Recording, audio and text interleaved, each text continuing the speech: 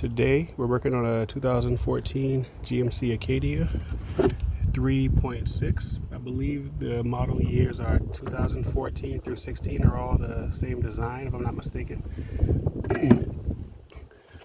So what I've done is I replaced the speed sensors with some I bought on Amazon because I was trying to be cheap to save my wife some money. And these ones are definitely shorter than the original ones that came on it.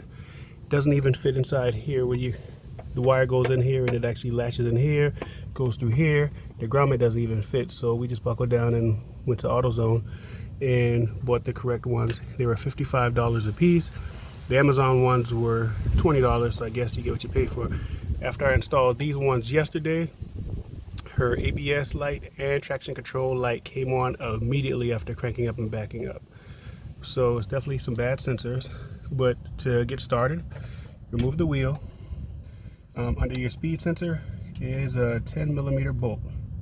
Take this 10mm bolt off, unhook all the connections in here. In the driver's side, you have to remove the airbox, which I've already done.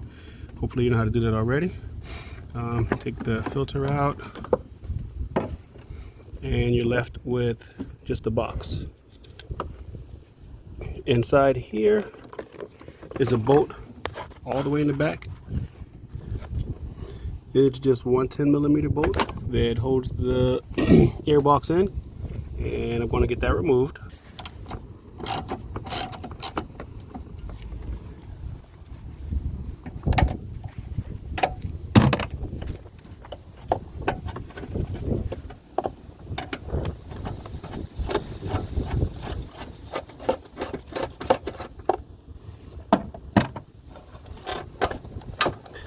After you remove this bolt, it actually pops up. When I took it off yesterday, mine was being held on and I couldn't figure out why. It would lift up, but there is a clamp down here at the bottom that holds it on pretty tightly. So you have to just give it a little nudge.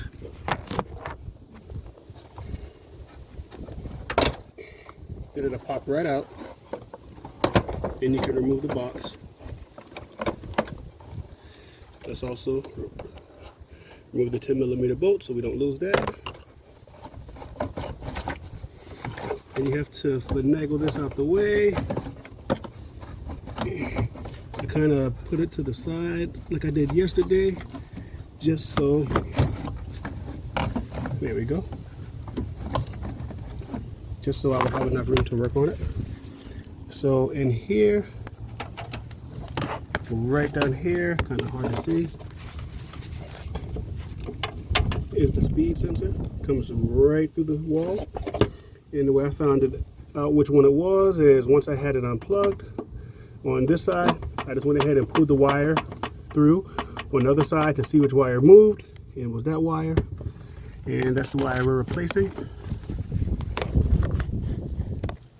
So before I can replace it, I have to remove the 10mm bolt.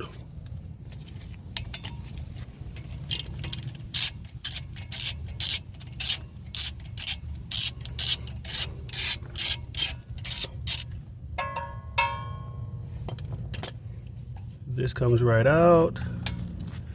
This clamp right here comes right out.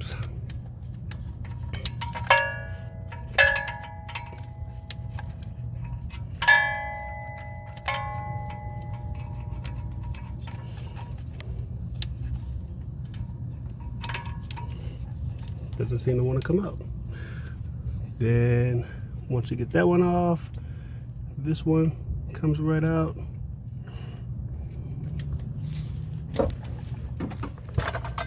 I used a flathead yesterday. Guess I'll use a flathead today.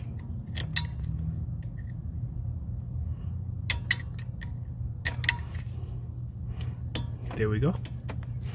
And the speed sensor goes right through the wall.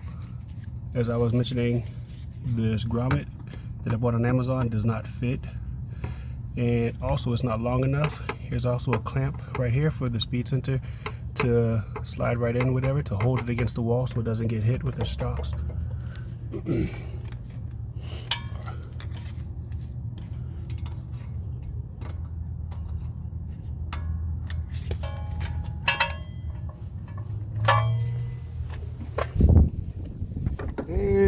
once you get that off, back to your speed sensor. There is a little clip that's holding it on. You push the clip down with a flathead screwdriver and it slides right out. And I'll be back once I get it off. And this was the Amazon version that I bought. And it actually did not click in when I put it on. So I actually put some duct tape, some electrical tape on it because it did not click. And this held it in place for right now. But it's definitely not worth the money, especially for a job like this that you have to do. So you would probably want to spend extra money so you don't have to do this job again. And pull it in right through here. And this is the speed sensor that came from Amazon, and the length is not long at all, it's very short. And I grabbed the OEM, or the one directly from AutoZone.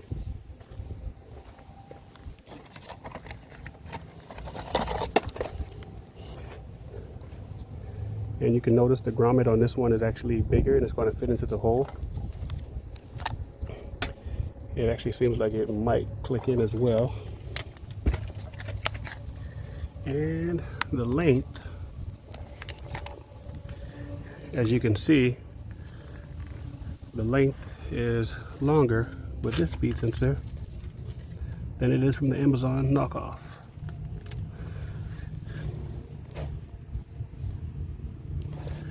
So when putting this back in, I tried to put it in with this end first, but I was unable to get the sensor side to come through the hole.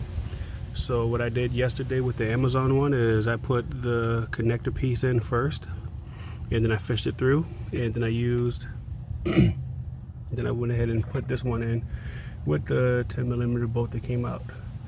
Now my hands are big and I was unable to get it to go through, so I had my daughter, who has smaller hands, she was able to get it in for me. She was able to fish it through and I was able to get it. So if your hands are not on the big side, you might not have any issues, but I did. And I'll pick it up just in a few moments. Okay, so what I've done is I put the connector piece in already, and I put the grommet in its place. Over here, I was actually able to reach it. Where's it at? I was actually able to reach the connector from back here.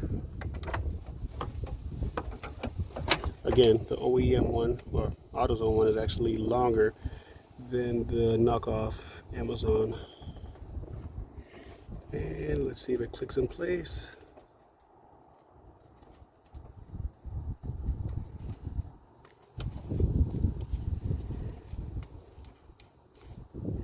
Yep, it does click and hold in place. So definitely a lot easier than the knockoff from Amazon. So then we would just take these clips, push it in the hole.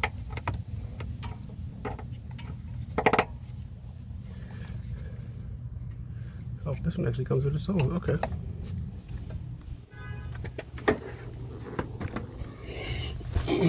So grab the pliers and let's pull this old one out. I had to pull the other one out earlier with the pliers since it wouldn't come right out, the Amazon one. I actually have a trim removal tool that I could be using. Okay, so put that in. This goes right into here. And goes right into the hole. Then we put our 10mm bolt back in.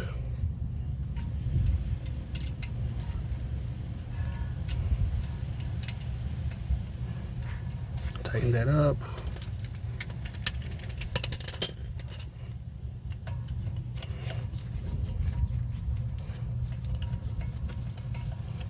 Not sure on how much it needs to be torqued because I don't have an inch torque converter, so I just kind of hand tightened it and I give it just a little snug.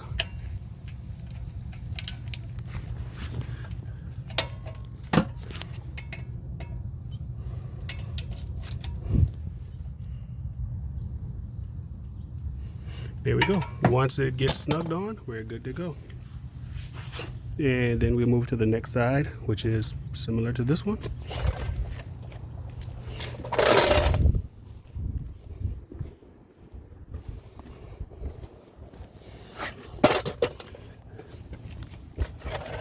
I jacked the car up in the middle so I can get both tires off at the same time.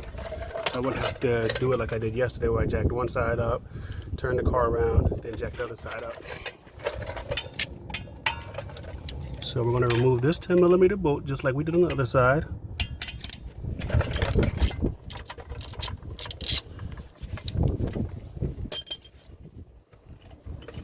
And again, you can see that the Amazon one is not as long as the OEM or AutoZone. Take our 10mm bolt out. Let's grab our pliers.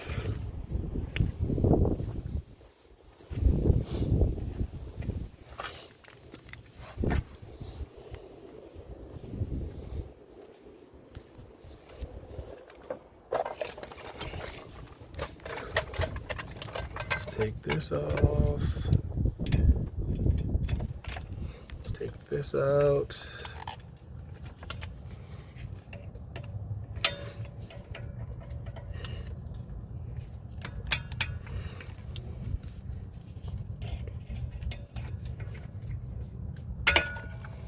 Okay. Then we have to unhook it from the inside. I'll show you where that's located.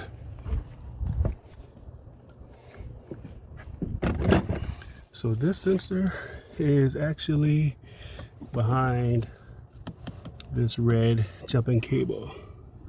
It's kind of hard to see, but it's literally right. Let me see, hold on.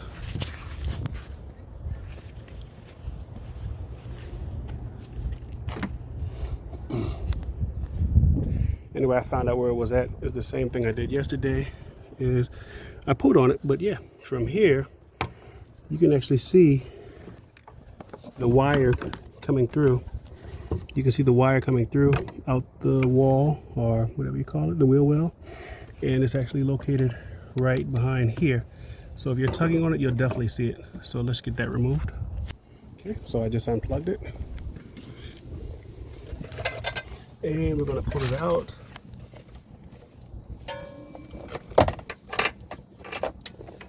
Comes right out. And let's get the new one.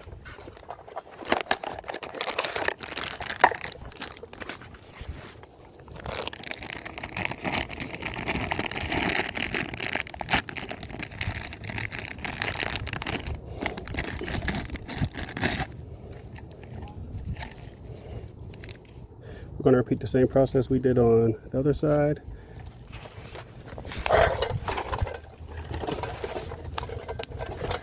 We're going to take the connector and we're going to push it through. It's kind of hard to do it. Let's see, here we go. Push the connector through and then push the grommet on.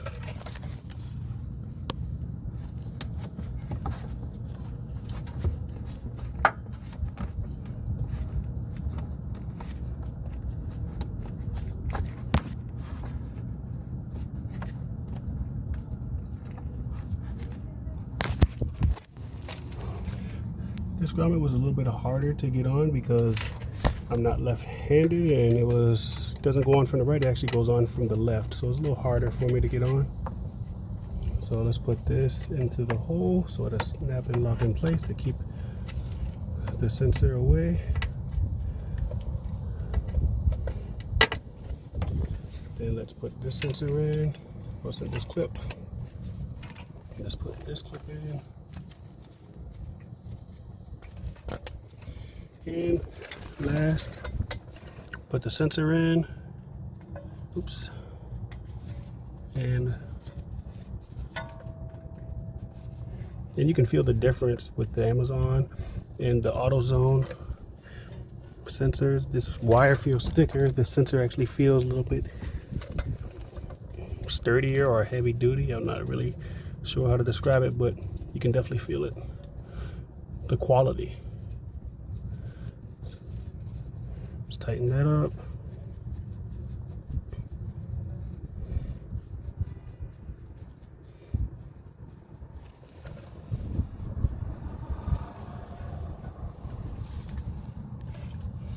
And let's give it one little half a quarter turn with the ratchet.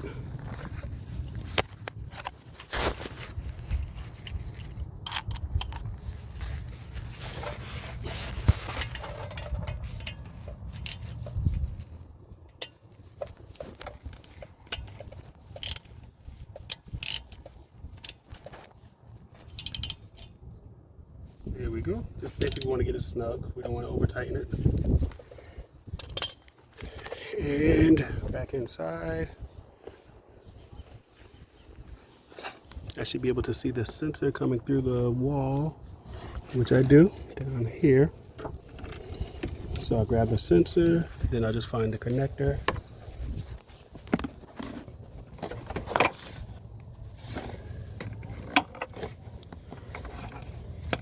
Which is right next to the sensor. So I try to connect both of these. Right. So I had to take a quick break and grab a step stool because I couldn't really get both hands back there with the car being jacked up and so far in the back. And I am 6'4", so I'm not short, but I did need a stool. Now let's see if we can get both hands. I'm going to remove it for now because yesterday I took it out completely, and I'm going to take it out again completely.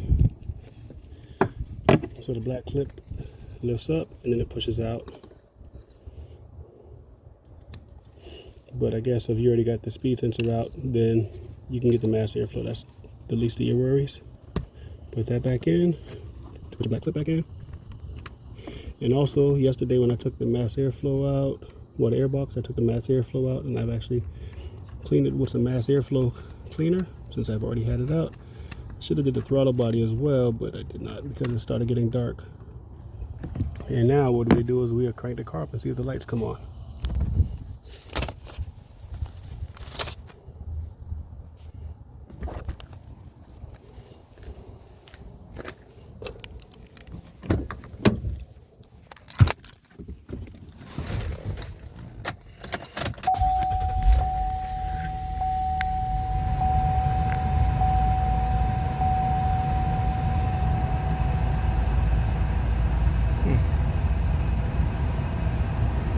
Let's see if I turn the traction control off.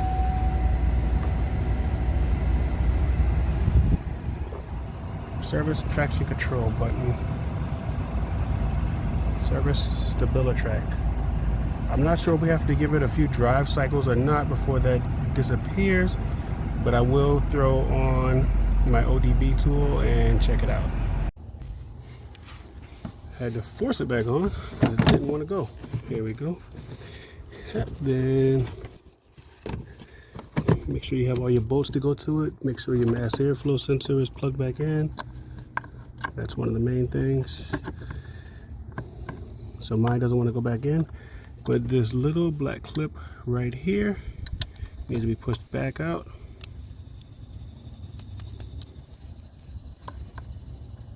And it should go on with no problems once we push it back.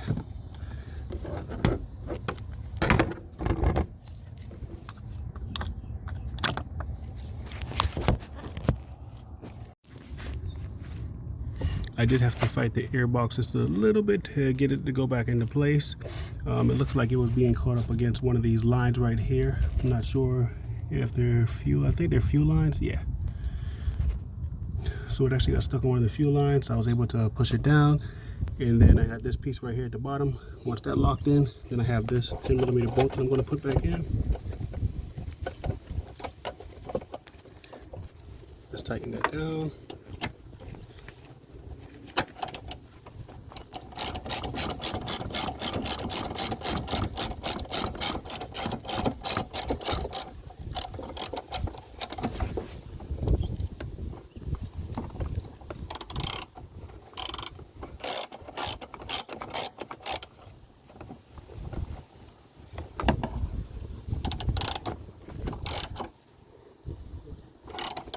Just get it snug, doesn't have to be super tight.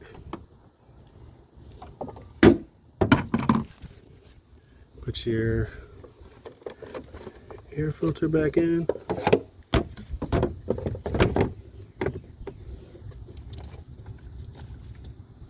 Put the cover back on.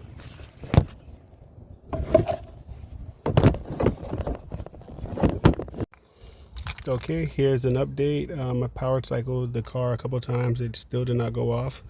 I did not drive the car yet because I still have the wheels taken off. So I do what normal people do. I went to Google and searched it, and what they said is a lot of people would take it to the dealership and have them scan it and delete the code. Instead, I have a blue driver